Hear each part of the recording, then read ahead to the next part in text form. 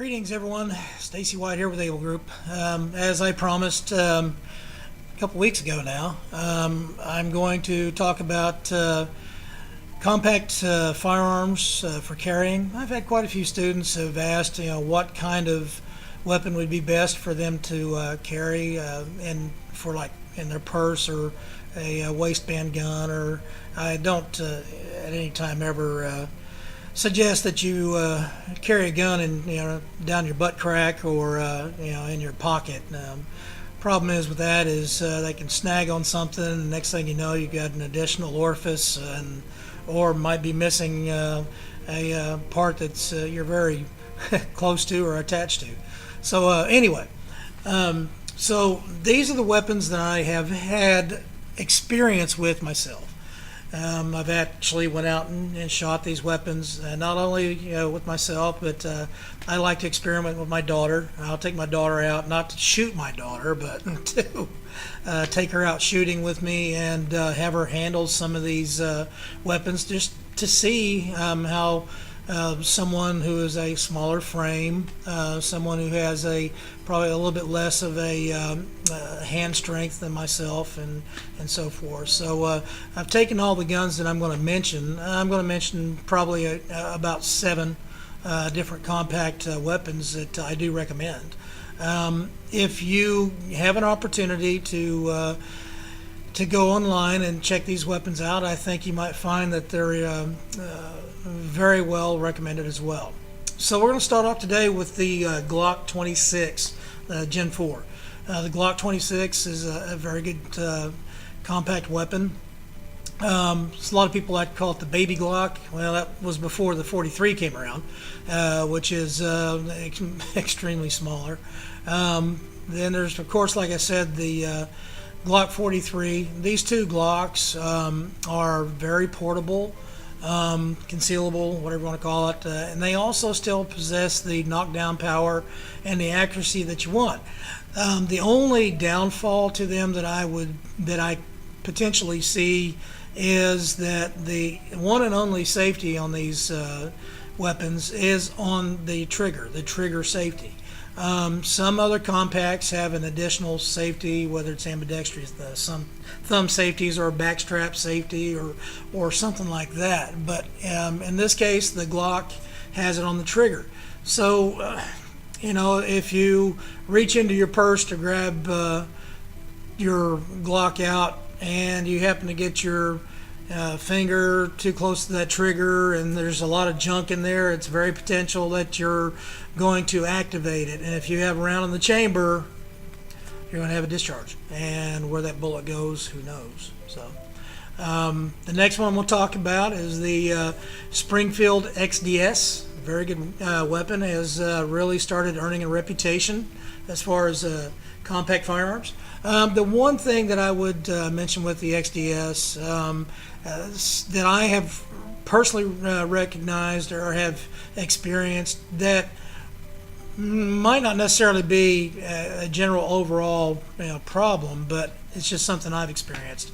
Is I've had shot some reloads through it. Not that I recommend reloads, but just for testing purposes. And it seemed like the XDS had a little trouble with the reloads. It might have been the reloads that I had, but I tried a couple of different types. So XDS is a good one. The next one is the Smith & Wesson M&P 40C. Really good gun, really good handgun. It has the knockdown power, the portability, everything that you want. The only downfall that I see is if affordability is an issue with you, in other words, you're on an extremely limited budget, then you might want to consider possibly going with something else. There are some cheaper ones. You got the Ruger, if you like a wheel gun or a revolver, the Ruger LCRX, not bad. I'm not a big revolver fan. Keep in mind that when I started my law enforcement career, I was carrying a wheel gun. It was a Smith & Wesson 686. Great weapon, but I've since learned that I like having the extra rounds and so forth. So, but I mean, if you do want a revolver, affordable revolver, I would recommend the Ruger LCRX. So, going back to semi-automatics, the next one that I would recommend would be the Taurus PT 111. Really good gun. I use those frequently for my SDA classes, and malfunctions and failures are really minimum, and they're affordable. I mean, they are very affordable. I would say probably, if I can find mine, and I can't find it here around me. I had one out here, but somebody might be playing with it or something. But and then of course. The last one that I would on the list that I would recommend was one that I carry for off-duty personally and that I enjoy, and was purchased, incidentally purchased for me when I first retired from law enforcement, is the SCCY CPX2. It's a really good gun. Now the issue with some of these smaller, like this 9mm and all that, it's loud and it does have a kick. The shorter the barrel, the bigger the kick if it's in the larger calibers. So you got to keep that in mind. If you're one of those type persons that has a limp wrist, or you have diminished capacity in your hands, or anything like that, that's probably not going to be the gun for you. It is loud and it does have a kick, as well as do some of these others that I've mentioned. So you need to keep those things in mind when you're talking about compact portability, concealability, and so forth, and the safeties. Above all else, probably one of the most significant issues that you need to consider is the safety mechanisms. So that's pretty much it. I don't usually make very long videos.